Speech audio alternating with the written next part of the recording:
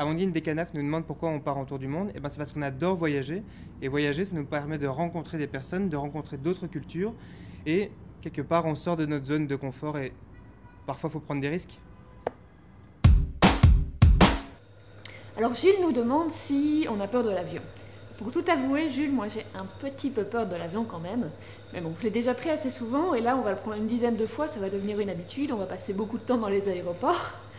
Et puis il faut quand même dire que statistiquement, l'avion ça reste un des moyens de transport les plus sûrs. Alors il y a Alexia et Amandine de l'école des Canafles et Gilani et Glenn de l'école de Drogenbos qui se demandent qu'est-ce qu'on va faire dans tous les pays, qu'est-ce qu'on va visiter, quelles actions on va mener si on va rencontrer des écoles, notamment au Pérou pour Gilani. Donc dans chaque pays où on va passer, on va au moins aller voir une école et faire certaines activités qu'on vous propose avec ces écoles-là.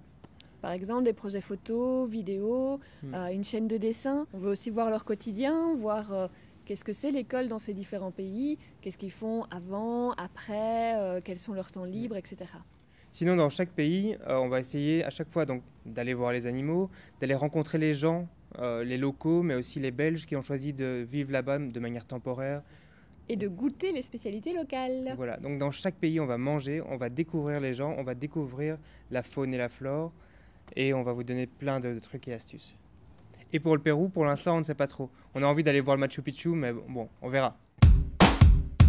Cyrielle de Canaf nous demande si on va aussi s'intéresser aux animaux pendant notre voyage. Alors oui, Cyrielle, je ne sais pas si tu as vu sur raconteunmonde.be, on a déjà fait un article sur les orang-outans et d'autres animaux à la ménagerie de Paris.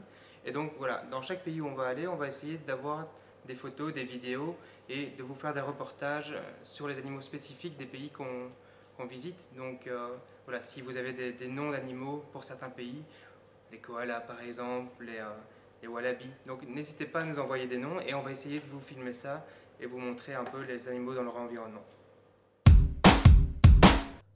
Argaï de l'école des Canafles nous demande si on va goûter des plats spéciaux. Alors moi je suis une très très grande gourmande, donc oui, on va goûter des plats spéciaux. Dans chaque pays où on ira, on essaiera de goûter la cuisine locale, traditionnelle, et puis de vous faire découvrir qu'est-ce que c'est. On l'a déjà fait par exemple en Pologne. Je suis partie un week-end en Pologne au mois de septembre et je vous ai ramené du bigos, des pierogies et du bortsch. Vous n'avez plus qu'à regarder ça. Bon appétit! Alors Marie de l'école des Canafles nous demande qu'est-ce qui nous a motivés à visiter autant de pays. Alors qu'est-ce qui t'a motivé? L'envie de découvrir des cultures différentes, des paysages différents, des cuisines différentes aussi. Puis là on va vraiment en avoir un bel aperçu parce qu'on va passer en Afrique, en Asie, en Océanie, en Amérique du Sud, un peu en Amérique du Nord. Donc on va voir vraiment plein de choses différentes. On avait vraiment envie de diversité. Et alors c'est ça, au départ on avait choisi plein de pays, puis on s'est quand même décidé à réduire à 12 pays, comme ça on a le temps de passer plus ou moins un mois dans chaque pays et de découvrir vraiment le pays. Voilà. À plus tard.